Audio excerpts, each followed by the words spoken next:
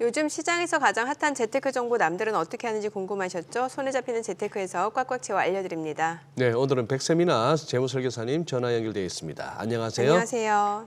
안녕하세요. 네, 오늘 어떤 재테크 소식 가져오셨나요? 내년 기준금리 하락에 대한 기대가 커지고 신규 회사채 공모가 사실상 문을 닫으면서 공사채 시장이 반사 이익을 누리고 있습니다.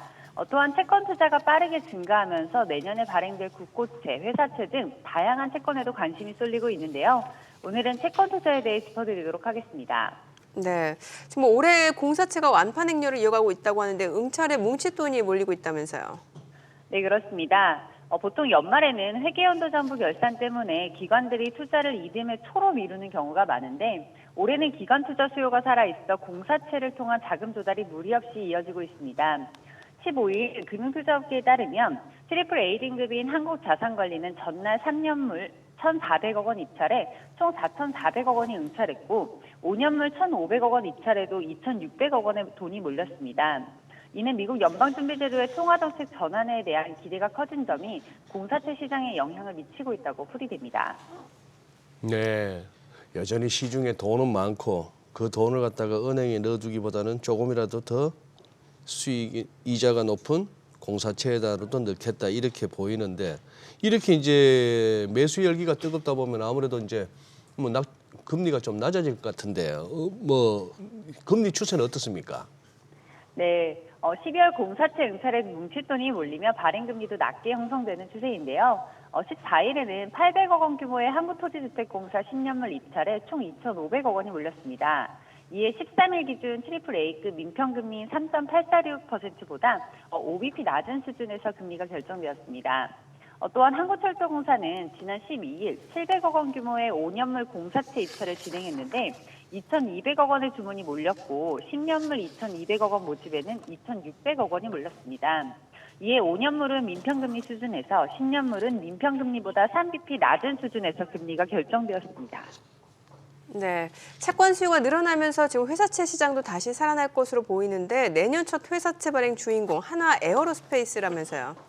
네, 그렇습니다. 작년에는 하반기 들어 레고랜드 사태가 터지면서 유동성 위기로까지 번지자 공모 회사채 시장은 고사 상태에 가까웠는데요.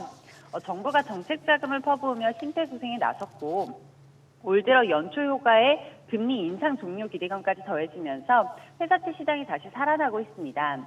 금융투자협회에 따르면 올 들어 지난 15일까지 회사채 순 발행액은 11조 607억 원으로 집계되었는데 이는 지난해 기록했던 3조 6,157억 원 대비 3배 가까이 늘어난 수치입니다. 다만 지난 2020년 33조 3,358억 원, 2021년에는 33조 3,055억 원이었던 것에 비해 3분의 1 수준으로 아직 레고랜드 사태의 충격을 완벽하게 털어냈다고 보기는 어렵다고 평가됩니다. 내년 회사채 발행은 올해보다 더욱 늘어날 전망인데요. 금리 인하에 대한 기대감이 큰 데다 내년 만기 도래 회사채 규모가 70조 원으로 올해 59조 대비 급증하기 때문입니다. 내년 첫 회사채 발행에 도전하는 기업은 바로 하나 에어로스페이스인데요. 하나 에어로스페이스는 최대 4천억 원을 조달해 채무상환 자금으로 활용한다는 계획입니다.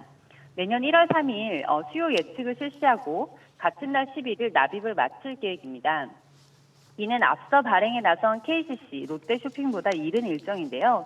KCC와 롯데쇼핑은 1월 15일과 19일에 각각 발행을 예정하고 있습니다.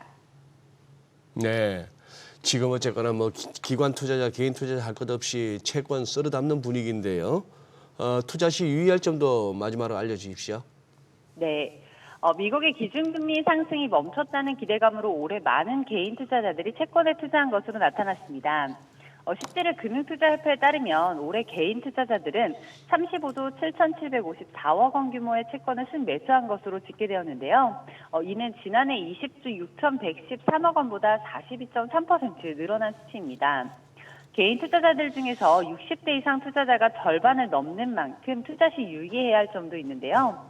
우선 만기를 채우지 않고 채권을 팔 때 금리가 올랐다면 채권 투자도 원금 손실이 발생할 수 있고 은행과 달리 예금자 보호도 되지 않고 투자한 채권을 중도에 팔 수 없는 경우도 있으므로 장기 채권의 경우 목돈 사용에 더 주의해야 합니다. 또한 동양그룹 사태처럼 채권을 발행한 회사가 망하는 경우도 생길 수 있어 투자 전 반드시 신용 등급을 확인해야 하는데 초보 투자자는 A등급 이상 채권에 투자할 것을 추천드립니다. 네, 내용 잘 들었습니다. 고맙습니다. 네, 감사합니다.